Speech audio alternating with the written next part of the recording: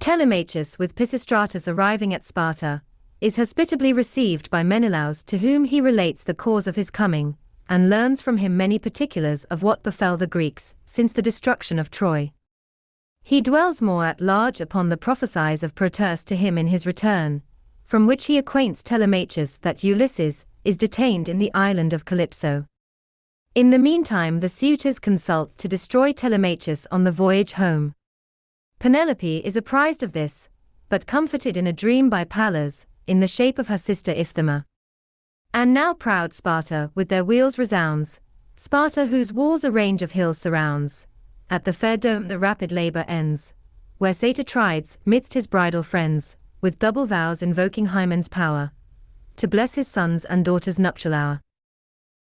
That day, to great Achilles' son resigned, Hermione, the fairest of her kind, was sent to crown the long-protracted joy, espoused before the final doom of Troy, with steeds and gilded cars. The gorgeous train attend the nymphs to Thyia's distant reign. Meanwhile at home, to Megapenthus' bed the virgin choir Alecta's daughter led. Brave Megapenthus from a stolen amour to great Atrides' age his handmaid bore.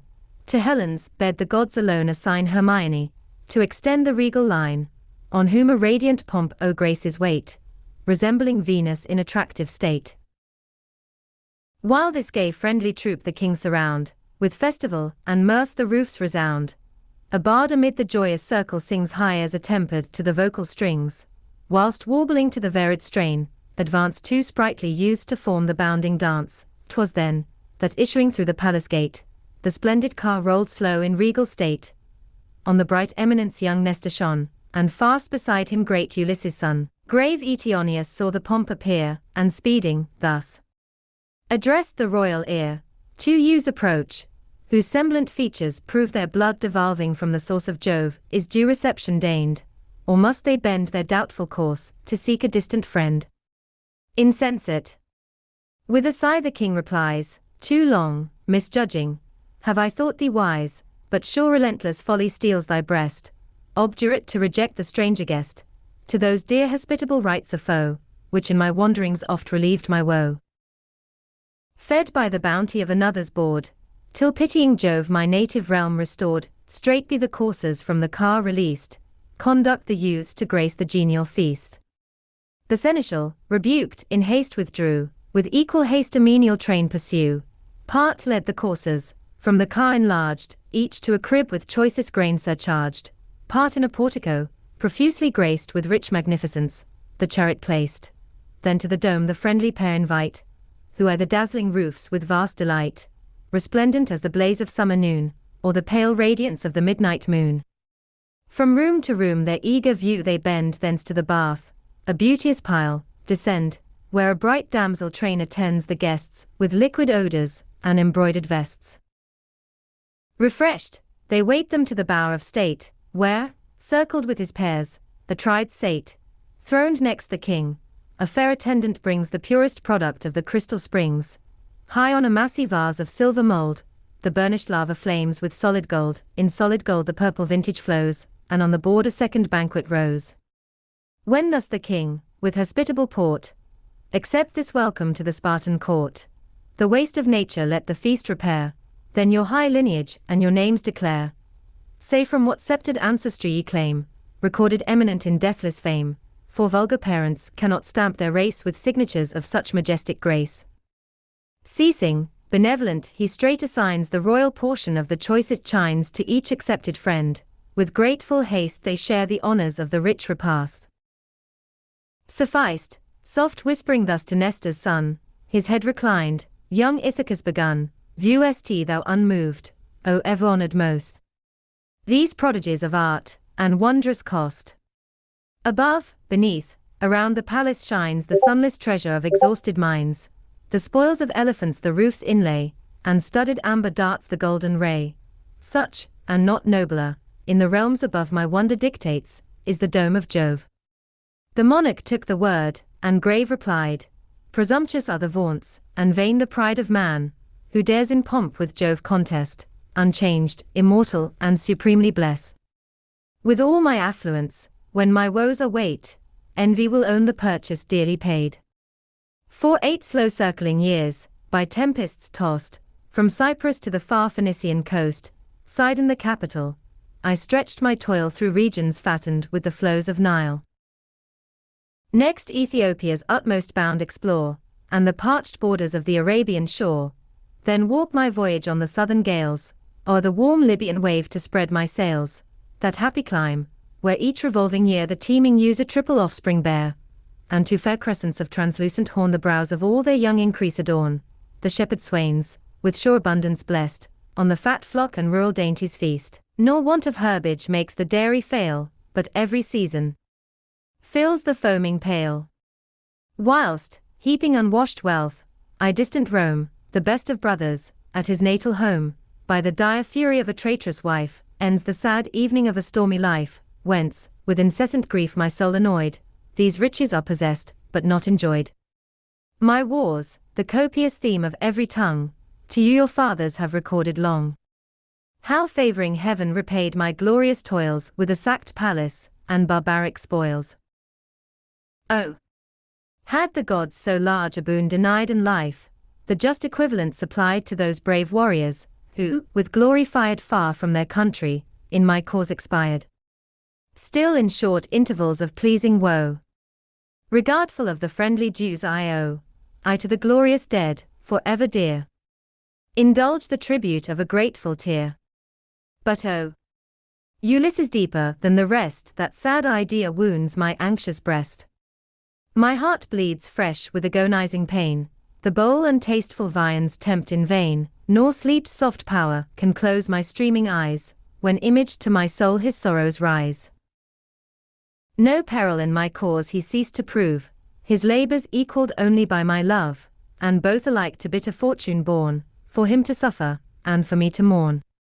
Whether he wanders on some friendly coast, or glides in Stygian gloom a pensive ghost, no fame reveals, but, doubtful of his doom, his good old sire with sorrow to the tomb declines his trembling steps, untimely care withers the blooming vigour of his heir, and the chaste partner of his bed and throne wastes all her widowed hours in tender moan.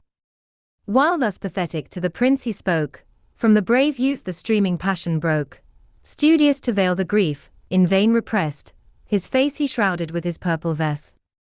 The conscious monarch pierced the coy disguise, and viewed his filial love with vast surprise, dubious to press the tender theme, or wait to hear the youth inquire his father's fate. In this suspense bright Helen graced the room, before her breathed a gale of rich perfume. So moves, adorned with each attractive grace, the silver-shafted goddess of the chase. The seat of majesty a draught brings, with art illustrious, for the pomp of kings, to spread the pall, beneath the regal chair, of softest wool, is bright Alcip's care.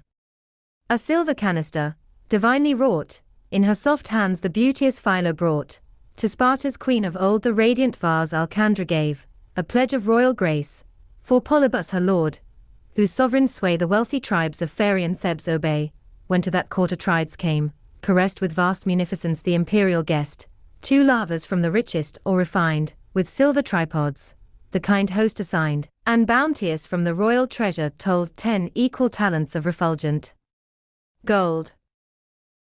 Alcandra, consort of his high command, a golden distaff gave to Helen's hand, and that rich vase, with living sculpture wrought, which heaped with wool the beauteous Philo brought the silken fleece, empurpled for the loom, rivaled the hyacinth in vernal bloom. The sovereign seat then Jove-born Helen pressed, and pleasing thus her sceptred lord addressed, who grace our palace now, that friendly pair, speak they their lineage, or their names declare. Uncertain of the truth, yet uncontrolled, hear me the bodings of my breast unfold. With wonder wrapped on yonder check, I trace the feature of the Ulyssian race, diffused o'er each resembling line appear, in just similitude, the grace and air of young Telemachus. The lovely boy, who blessed Ulysses with a father's joy, what time the Greeks combined their social arms, to avenge the stain of my ill-fated charms. Just as thy thought, the king assenting cries, methinks Ulysses strikes my wondering eyes, full shines the father in the filial frame, his port, his features, and his shape the same, such quick regards his sparkling eyes bestow, such wavy ringlets o'er his shoulders flow. And when he heard the long disastrous store of cares, which in my cause Ulysses bore, dismayed, heart-wounded with paternal woes, above restraint the tide of sorrow rose, cautious to let the gushing grief appear, his purple garment veiled the falling tear. See there confessed, Pisistratus replies, the genuine worth of Ithacus the wise. Of that heroic sire the youth is sprung, but modest, or hath chained his timorous tongue. Thy voice, O king, with pleased attention heard, is like the dictates of a god revered. With him, at Nestor's high command, I came, whose age I honor with a parent's name. By adverse destiny constrained to sue for counsel and redress, he sues to you whatever ill the friendless orphan bears, bereaved of parents in his infant years. Still must the wronged Telemachus sustain, if, hopeful of your aid, he hopes in vain, affianced in your friendly power alone, the youth would vindicate the vacant throne. Is Sparta blessed, and these desiring eyes view my friend's son? The king exulting cries, winking smiley. Son of my friend, by glorious toils approved, whose sword was sacred to the man he loved, mirror of constant faith, revered and mourned when Troy was ruined. Had the chief returned, no Greek in equal space had e'er possessed, of dear affection, in my grateful breast.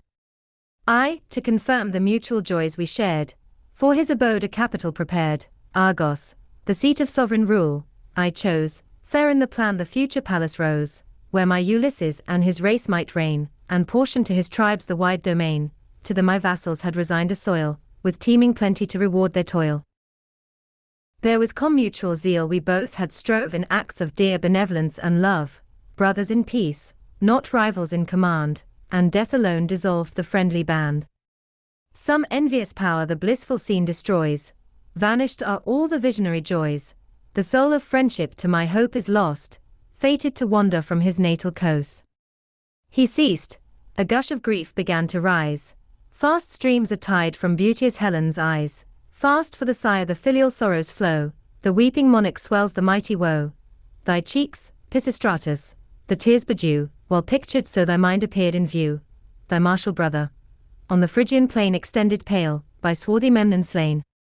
But silence soon the son of Nestor broke, and melting with fraternal pity, spoke, frequent, O king, was Nestor wont to raise and charm attention with thy copious praise? To crowd thy various gifts, the sage assigned the glory of a firm capacious mind. With that superior attribute control this unavailing impotence of soul, let not your roof with echoing grief resound, now for the feast the friendly bowl is crowned, but when, from dewy shade emerging bright, Aurora streaks the sky with orient light, let each deplore his dead. The rites of woe are all, alas, the living can bestow, or the congenial dust enjoined to shear the graceful curl, and drop the tender tear.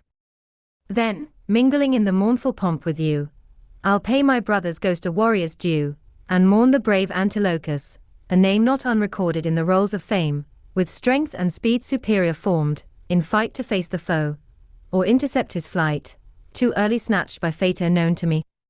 I boast a witness of his worth in thee, young and mature. The monarch thus rejoins, in thee renewed the soul of Nestor shines, formed by the care of that consummate sage, in early bloom an oracle of age. Weena his influence Jove vouchsafes to shower, to bless the natal and the nuptial hour, from the great sire transmissive to the race, the boon devolving gives distinguished grace. Such, happy Nestor, was thy glorious doom, around thee, full of years, thy offspring bloom. Expert of arms, and prudent in debate, the gifts of heaven to guard thy hoary state. But now let each becalm his troubled breast, wash, and partake serene the friendly feast. To move thy suit, Telemachus, delay, till heaven's revolving lamp restores the day. He said, Asphalion swift the lava brings, alternate, all partake the grateful springs. Then from the rites of purity repair, and with King Gus the savory viands share. Meantime, with genial joy to warm the soul, bright Helen mixed a mirth-inspiring bowl, tempered with drugs of sovereign use, to assuage the boiling bosom of tumultuous rage, to clear the cloudy front of wrinkled care, and dry the tearful sluices of despair. Charmed with that virtuous draught, the exalted mind all sense of woe delivers to the wind. Though on the blazing pile his parent lay, or a loved brother groaned his life away, or darling son, oppressed by ruffian force, fell breathless at his feet. A mangled corse. From morn to eve, impassive and serene, the man entranced would view the dreadful scene. These drugs, so friendly to the joys of life. Bright Helen learned from Thone's imperial wife, who swayed the scepter, where prolific Nile with various simples clothes the fattened soil. With wholesome herbage mixed, the direful bane of vegetable venom taints the plain. From Paean sprung, their patron god imparts to all the Pharian race his healing arts. The beverage now prepared to inspire the feast, the circle thus the beauteous queen addressed. Throned in omnipotence, supremest Jove tempers the fates of human race above. By the firm sanction of his sovereign will, alternate are decreed our good and ill. To feastful mirth be this white hour assigned, and sweet discourse, the banquet of the mind. Myself, assisting in the social joy, will tell Ulysses' bold exploit in Troy. Sole witness of the deed I now declare speak you, who saw his wonders in the war. Seemed o'er with wounds, which his own sabre gave, in the vile habit of a village slave, the foe deceived, he passed the tented plain, in Troy to mingle with the hostile train. In this attire secure from searching eyes, till happily piercing through the dark disguise, the chief I challenged, he, whose practiced wit knew all the serpent mazes of deceit, eludes my search. But when his form I viewed fresh from the bath, with fragrant oils renewed, his limbs in military purple dressed, each brightening grace the genuine Greek confessed. A previous pledge of sacred faith obtained, till he the lines and Argive fleet regained. To keep his stay concealed, the chief declared the plans of war against the town prepared. Exploring then the secrets of the state, he learned what best might urge the Dardan fate, and, safe returning to the Grecian host, sent many a shade to Pluto's dreary coast. Loud grief resounded through the towers of Troy, but my pleased bosom glowed with secret joy, for then, with dire remorse and conscious shame, I viewed the effects of that disastrous flame, which, kindled by the imperious queen of love, constrained me from my native realm to rove, and oft in bitterness of soul deplored my absent daughter, and my dearer lord, admired among the first of human race, for every gift of mind and manly grace. Right well, replied the king, your speech displays the matchless merit of the chief you praise. Heroes in various climes myself have found, for martial deeds and depth of thought renowned, but Ithacus, unrivaled in his claim, may boast a title to the loudest fame. In battle calm he guides the rapid storm, wise to resolve and patient to perform. What wondrous conduct in the chief appeared, when the vast fabric of the steed we reared. Some demon, anxious for the Trojan doom, urged you with great Deiphobus to come, to explore the fraud, with guile opposed to guile. Slow pacing thrice around the insidious pile, each noted leader's name you thrice invoke, your accent varying as their spouses spoke. The pleasing sounds each latent warrior warmed, but most tie-dyeds and coy heart alarmed. To quit the steed we both impatient press, threatening to answer from the dark recess. Unmoved the mind of Ithacus remained, and the vain ardors of our love restrained, but Anticlus, unable to control, spoke loud the language of his yearning soul. Ulysses straight, with indignation fired, for so the common care of Greece required, firm to his lips his forceful hands applied, till on his tongue the fluttering murmurs died. Meantime Minerva, from the fraudful horse, back to the court of Priam bent your course. Inclement fate. Telemachus replies, frail is the boasted attribute of wise. The leader mingling with the vulgar host, is in the common mass of matter loss. But now let sleep the painful waste repair of sad reflection and corroding care. He ceased, the menial fare that round her wait, at Helen's beck prepare the room of state. Beneath an ample portico they spread the downy fleece to form the slumberous bed, and o'er soft paws of purple grain unfold rich tapestry, stiff with interwoven gold. Then, through the illumined dome, to balmy rest the obsequious herald guides each princely guest, while to his regal bower the king ascends, and beauteous Helen on her lord attends. Soon as the morn, in orient purple dressed, unbarred the portal of the roseate east, the monarch rose, magnificent to view, the imperial mantle o'er his vest he threw, the glittering zone athwart his shoulders cast, a starry falchion low depending graced, clasped on his feet the embroidered sandals shine, and forth he moves, majestic and divine. Instant to young Telemachus he pressed, and thus benevolent his speech addressed. Say, royal youth, sincere of soul report, what causeth led you to the Spartan court? Do public, or domestic care, constrain this toilsome voyage o'er the surgy main? O highly flavoured delegate of Jove! Replies the prince, inflamed with filial love, and anxious hope, to hear my parents' doom, a suppliant to your royal court I come, our sovereign seat elude usurping race with lawless riot and misrule disgrace. To pampered insolence devoted full prime of the flock, and choicest of the stall, for wild ambition wings their bold desire, and all to mount the imperial bed aspire. But prostrate I implore, O king, relate the mournful series of my father's fate, each known disaster of the man disclose, born by his mother to a world of woes. Recite them, nor in erring pity fear to wound with storied grief the filial ear.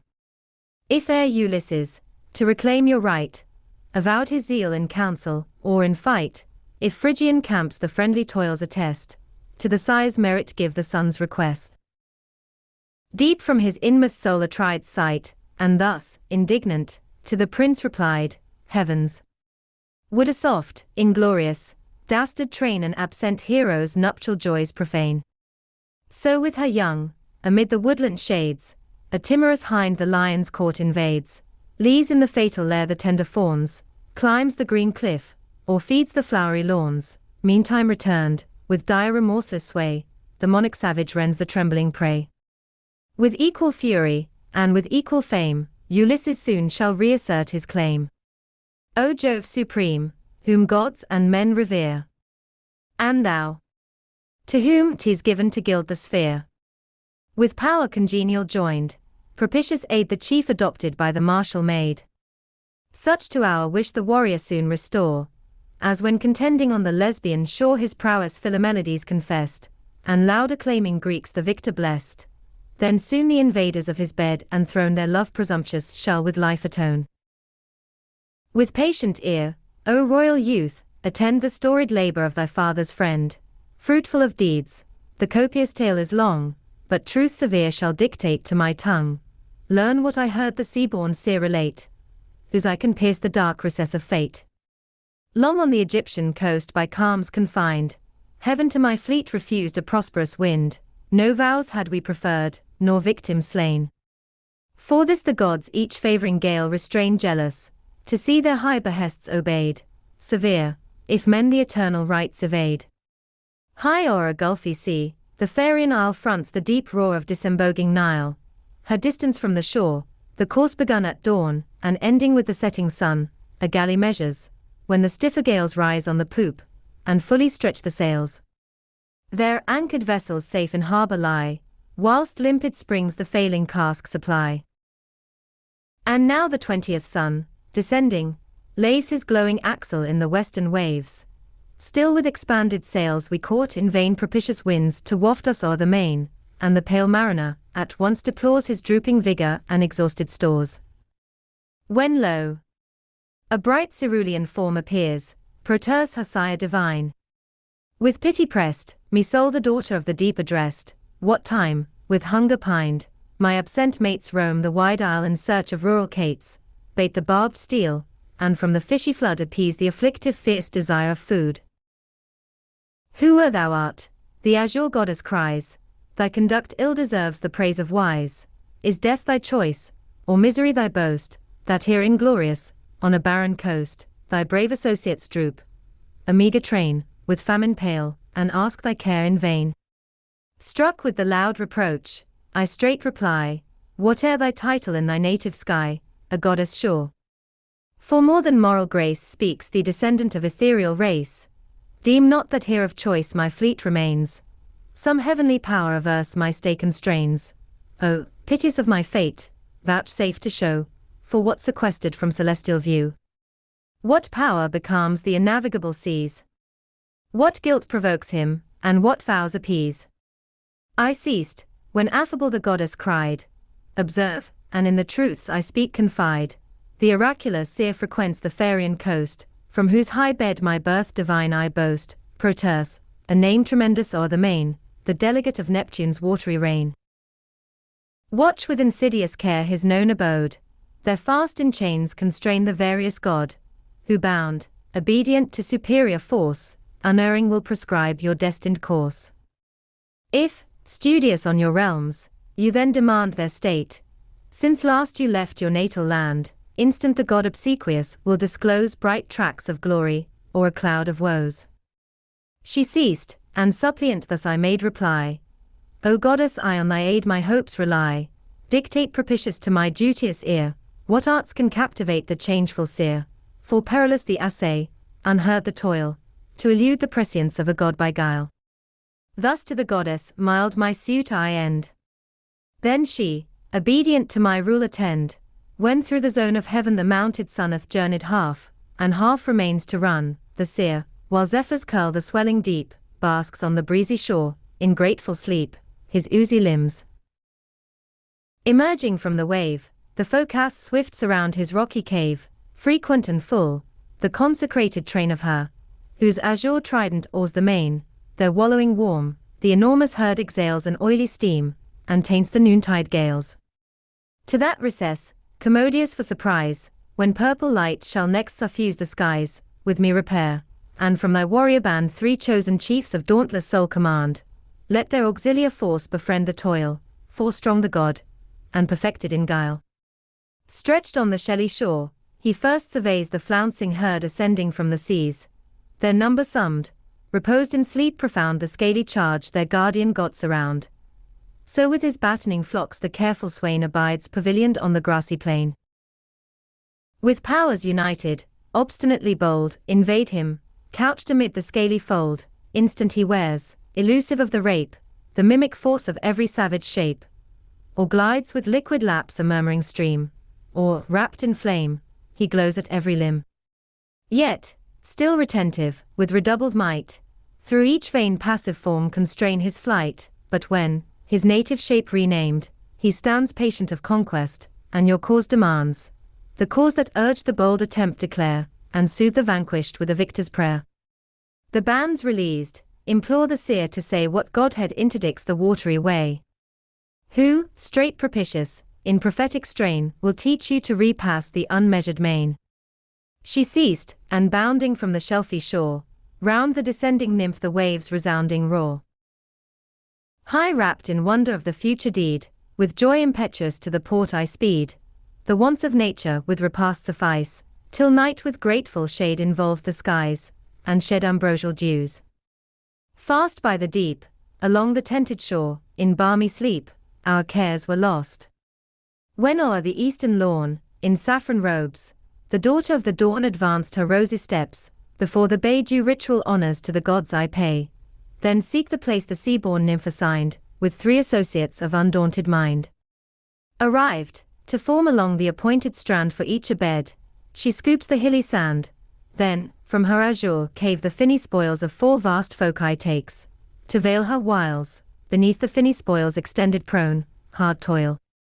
The prophet's piercing eye to shun, knew from the course, the scaly frauds diffuse unsavory stench of oil and brackish ooze, but the bright sea maid's gentle power implored, with nectared drops the sickening sense restored. Thus till the sun had travelled half the skies, ambushed we lie, and wait the bold emprise, when, thronging quick to bask in open air, the flocks of ocean to the strand repair. Couched on the sunny sand, the monsters sleep. Then Proteus, mounting from the hoary deep, surveys his charge, unknowing of deceit, in order told, we make the sum complete. Pleased with the false review, secure he lies, and leaden slumbers press his drooping eyes. Rushing impetuous forth, we straight prepare a furious onset with the sound of war, and shouting seize the god, our force to evade, his various arts he soon resumes in aid. A lion now, he curls a surgy manner. Sudden our hands a spotted paid restrain. Then, armed with tusks, and lightning in his eyes, a boar's obscener shape the god belies. On spiry volumes, there a dragon rides, here, from our strict embrace a stream he glides. At last, sublime, his stately growth he rears a tree, and well-dissembled foliage wears. Vain efforts with superior power compressed, me with reluctance thus the seer addressed, say, son of Atreus, say what god inspired this daring fraud, and what the boon desired. I thus, O thou, whose certain eye foresees the fixed event of fate's remote decrees, after long woes, and various toil endured, still on this desert isle my fleet is moored, unfriended of the gales. All-knowing, say, what Godhead interdicts the watery way? What vows repentant will the power appease, to speed a prosperous voyage o'er the seas? To Jove, with stern regard the god replies, and all the offended synod of the skies, just hecatombs with due devotion slain, thy guilt absolved, a prosperous voyage gain. To the firm sanction of thy fate attend. An exile thou, nor cheering face of friend, nor sight of natal shore, nor regal dome, shalt yet enjoy, but still art doomed to roam. Once more the Nile, who from the secret source of Jove's high seat descends with sweepy force, must view his billows white beneath thy oar, and altars blaze along his sanguine shore. Then will the gods with holy pomp adored, to thy long vows a safe return accord. He ceased, heart wounded with afflictive pain, doomed to repeat the perils of the main, a shelfy track and long. O seer, I cry, to the stern sanction of the offended sky my prompt obedience bows. But deign to say what fate propitious, or what dire dismay, sustain those peers, the relics of our host, whom I with Nestor on the Phrygian coast embracing left. Must I the warriors weep, whelmed in the bottom of the monstrous deep? Or did the kind domestic friend deplore the breathless heroes on their native shore? Press not too far, replied the god, but cease to know what, known, will violate thy peace, too curious of their doom. With friendly woe thy breast will heave, and tears eternal flow. Part live. The rest, a lamentable train. Range the dark bounds of Pluto's dreary reign. 2. Foremost in the roll of Mars renowned, whose arms with conquest in thy cause were crowned, fell by disastrous fate, by tempests tossed, a third lives wretched on a distant coast. By Neptune rescued from Minerva's hate, on Gyre, safe Oilean Arjux sate, his ship o'er-helmed, but, frowning on the floods, impious he roared defiance to the gods, to his own prowess all the glory gave, the power defrauding who vouchsafed to save. This heard the raging ruler of the main, his spear, indignant for such high disdain, he launched, dividing with his forky mace the aerial summit from the marble base. The rock rushed seaward, with impetuous roar engulfed, and to the abyss the boaster bore. By Juno's guardian aid, the watery vast, secure of storms, your royal brother passed, till, coasting nigh the cape where Malin shrouds her spiry cliffs amid surrounding clouds, a whirling gust tumultuous from the shore across the deep his laboring vessel bore. In an ill-fated hour the coast he gained, where late in regal pomp thy Estes reigned, but, when his hoary honors bowed to fate, Aegisthus governed in paternal state, the surges now subside, the tempest ends, from his tall ship the king of men descends. There fondly thinks the gods conclude his toil, far from his own domain salutes the soil, with rapture oft the urge of Greece reviews, and the dear turf with tears of joy bedews. Him, thus exulting on the distant stand, a spy distinguished from his airy stand, to bribe whose vigilance, Aegisthus told a mighty sum of ill-persuading gold. There watched this guardian of his guilty fear, till the 12th moon had wheeled her pale career, and now, admonished by his eye, to court with terror winged conveys the dread report. Of deathful arts expert, his lord employs the ministers of blood in dark surprise, and 20 youths, in radiant mail encased, close ambushed nigh the spacious hall he placed. Then bids prepare the hospitable treat, vain shows of love to veil his felon hate. To grace the victor's welcome from the wars, a train of coursers and triumphal cars magnificent he leads. The royal guest, thoughtless of ill, accepts the fraudful feast. The troop forth issuing from the dark recess, with homicidal rage the king oppress. So, whilst he feeds luxurious in the stall, the sovereign of the herd is doomed to fall, the partners of his fame and toils at Troy, around their lord, a mighty ruin, lie, mixed with the brave, the base invaders bleed, Aegisthus' soul survives to boast the deed. He said, chill horrors shook my shivering soul, racked wish convulsive pangs in dust I roll, and hate, in madness of extreme despair, to view the sun, or breathe the vital air. But when, superior to the rage of woe, I stood restored and tears had ceased to flow, lenient of grief the pitying God began, forget the brother, and resume the man. To fate's supreme dispose the dead resign, that care be fate's, a speedy passage thine still lives the wretch who wrought the death deplored, but lives a victim for thy vengeful sword, unless with filial rage or rest's glow, and swift prevent the meditated blow, you timely will return a welcome guest, with him to share the sad funereal feast. He said, new thoughts my beating heart employ, my gloomy soul receives a gleam of joy. Fair hope revives, and eager I addressed the prescient Godhead to reveal the rest, the doom decreed of those disastrous two I've heard with pain, but oh, the tale pursue, what third brave son of Mars the fates constrain to roam the howling desert of the main, or, in eternal shade of cold he lies, provoke new sorrows from these grateful eyes. That chief, rejoined the god, his race derives from Ithaca, and wondrous woes survives, Leart's son, girt with circumfluous tides, he still calamitous constraint abides. Him in Calypso's cave of late viewed, when streaming grief his faded cheek bedowed. But vain his prayer, his arts are vain, to move the enamored goddess, or elude her love, his vessel sunk, and dear companions lost, he lives reluctant on a foreign coast. But oh, beloved by heaven, reserved to thee a happier lot the smiling fates decree, free from that law, beneath whose mortal sway matter is changed, and varying forms decay, Elysium shall be thine, the blissful plains of utmost earth, where Rhadamanthus reigns. Joys ever young, unmixed with pain or fear, fill the wide circle of the eternal year.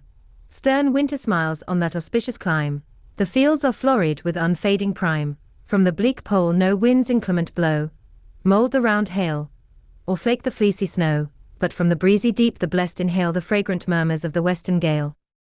This grace peculiar will the gods afford to thee, the son of Jove, and beauteous Helen's lord. He ceased, and plunging in the vast profound, beneath the god and whirling billows bound. Then speeding back, involved in various thought, my friends attending at the shore I sought, arrived, the rage of hunger we control till night with silent shade invests the pole, then lose the cares of life in pleasing rest. Soon as the morn reveals the roseate east, with sails we wing the masts, our anchors weigh, unmoor the fleet, and rush into the sea.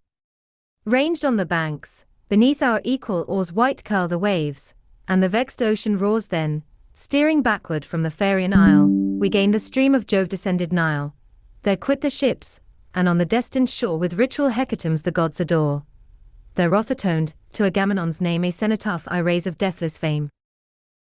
These rites to piety and grief discharged, the friendly gods a springing gale enlarged, the fleet swift tilting o'er the surges flew, till Grecian cliffs appeared a blissful view. Thy patient ear hath heard me long relate a story, fruitful of disastrous fate. And now, young prince, indulge my fond request, be Sparta honored with his royal guest, till, from his eastern goal, the joyous sun his 12th diurnal race begins to run. Meantime my train the friendly gifts prepare, the sprightly coursers and a polished car, with these a goblet of capacious mold, figured with art to dignify the gold, formed for libation to the gods, shall prove a pledge and monument of sacred love. My quick return, young Ithacus rejoined, damps the warm wishes of my raptured mind. Did not my fate my needful haste constrain, charmed by your speech so graceful and humane, lost in delight the circling year would roll, while deep attention fixed my listening soul. But now to pile permit my destined way, my loved associates chide my long delay, in dear remembrance of your royal grace, I take the present of the promised vase, the coursers, for the champaign sports retain, that gift our barren rocks will render vain, horrid with cliffs. Our meager land allows thin herbage for the mountain goat to browse, but neither mead nor plain supplies, to feed the sprightly courser, or indulge his speed. To sea surrounded realms the gods assign small tract of fertile lawn, the least to mine. His hand the king with tender passion pressed, and smiling, thus the royal youth addressed, O early worth! A soul so wise and young, proclaims you from the sage Ulysses sprung. Selected from my stores, of matchless price, an urn shall recompense your prudent choice, by Vulcan's art, the verge with gold enchased. A pledge the sceptred power of Sidon gave, when to his realm I ploughed the orient wave. Thus they alternate, while, with artful care, the menial train the regal feast prepare. The firstlings of the flock are doomed to die, rich fragrant wines the cheering bowl supply, a female band the gift of Ceres bring, and the gilt roofs with genial triumph ring. Meanwhile, in Ithaca, the suitor powers in active games divide their jovial hours, in areas varied with mosaic art, some whirl the disc, and some the javelin dart, aside, sequestered from the vast resort, Antinous sole spectator of the sport, with great Eurymachus, of worth confessed, and high descent, superior to the rest, whom young Numon lowly thus addressed, my ship, equipped within the neighbouring port, the prince, departing for the Pylian court, requested for his speed, but courteous, say when steers he home, or why this long delay? For Elis I should sail with utmost speed, to import 12 mares which their luxurious feed, and 12 young mules, a strong laborious race, new to the plough, unpractised in the trace. Unknowing of the course to pile designed, a sudden horror seized on either mind. The prince in rural bower they fondly thought, numbering his flocks and herds, not far remote. Relate, Antinous cries, devoid of guile, when spread the prince his sail for distant pile. Did chosen chiefs across the gulfy main attend his voyage, or domestic train? Spontaneous did you speed his secret course, or was the vessel seized by fraud or force?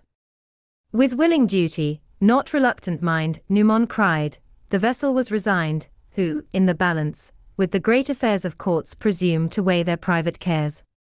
With him, the peerage next in power to you, and mentor, captain of the lordly crew, or some celestial in his reverend form, safe from the secret rock and adverse storm, pilots the course.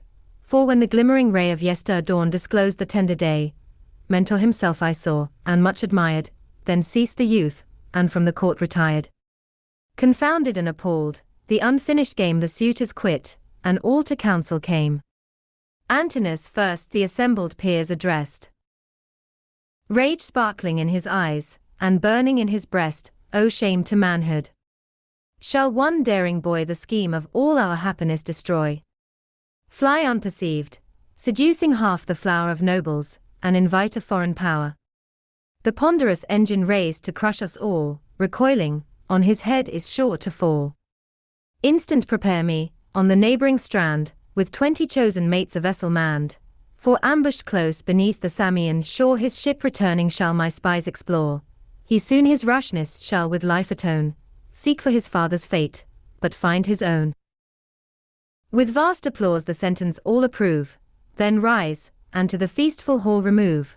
Swift to the queen the herald maiden ran, who heard the consult of the dire divan. Before her dome the royal matron stands, and thus the message of his haste demands. What will the suitors?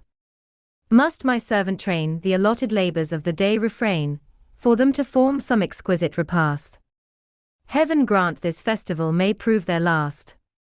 Or, if they still must live, from me remove the double plague of luxury and love. Forbear, ye sons of insolence. Forbear, in riot to consume a wretched heir. In the young soul illustrious thought to raise, were ye not tutored with Ulysses' praise? Have not your fathers oft my lord defined, gentle of speech, beneficent of mind? Some kings with arbitrary rage devour, or in their tyrant minions vest the power. Ulysses let no partial favours fall, the people's parent, he protected all, but absent now, perfidious and ingrate. His stores ye ravage, and usurp his state.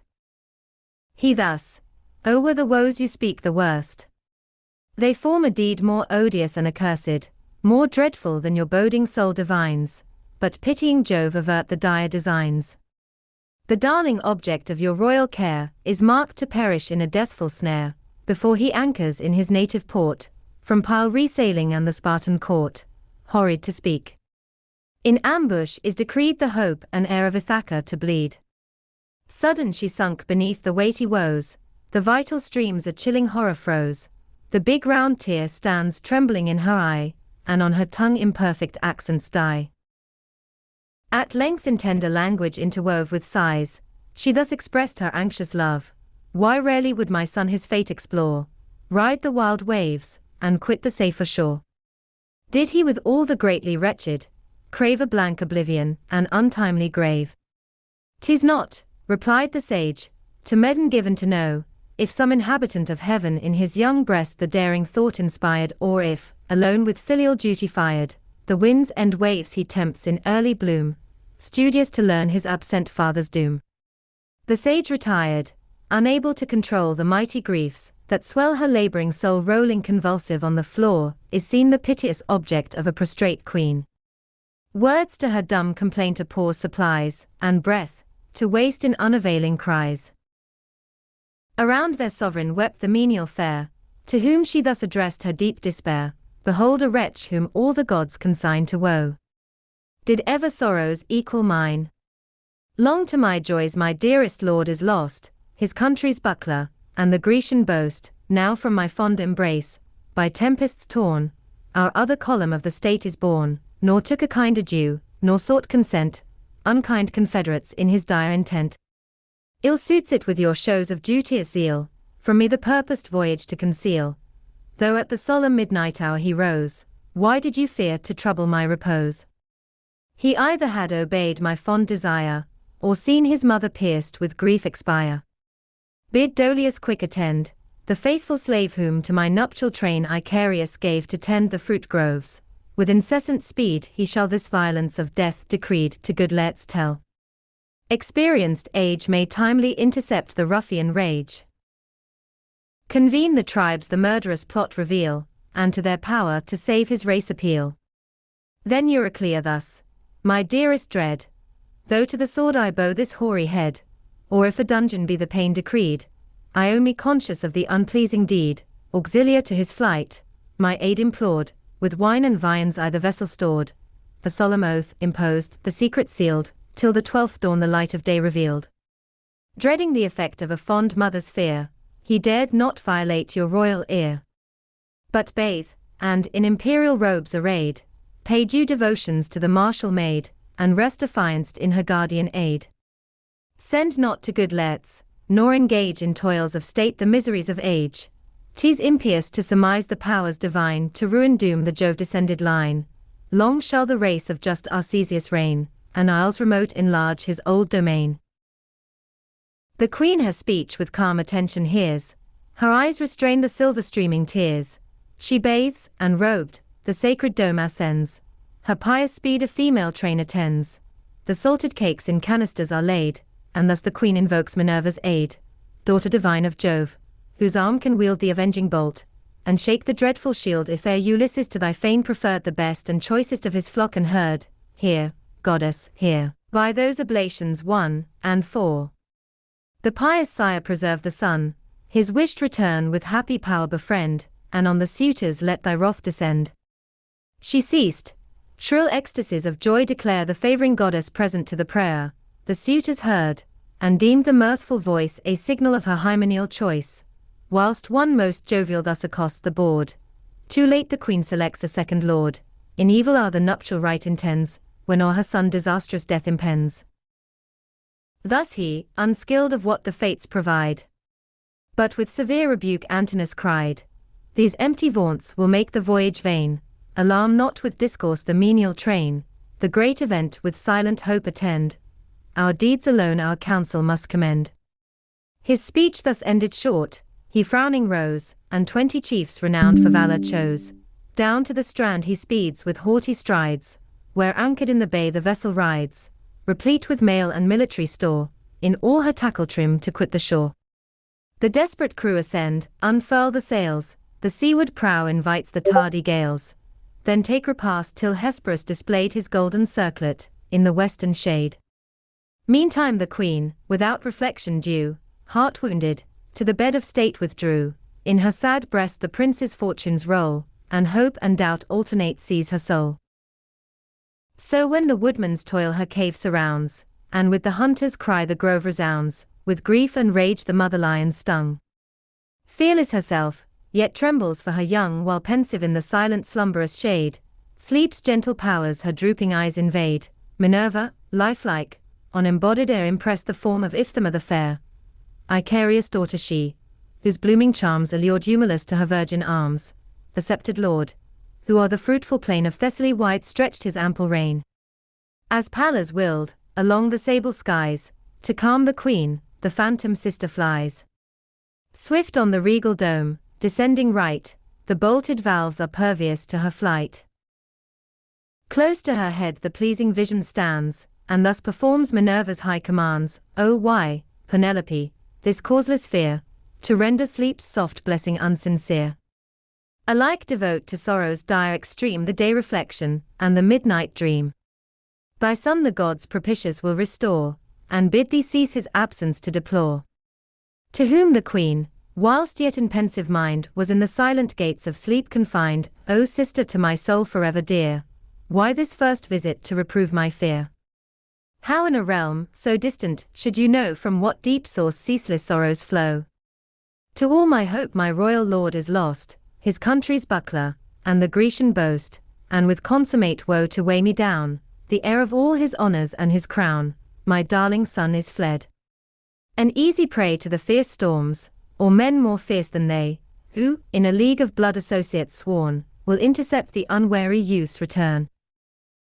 Courage resume, the shadowy form replied, in the protecting care of heaven confide. On him attends the blue-eyed martial maid, what earthly can implore a surer aid? Me now the guardian goddess deigns to send, to bid thee patient his return attend. The queen replies, if in the blessed abodes, a goddess, thou hast commerce with the gods, say, breathes my lord the blissful realm of light, or lies he wrapped in ever-during night?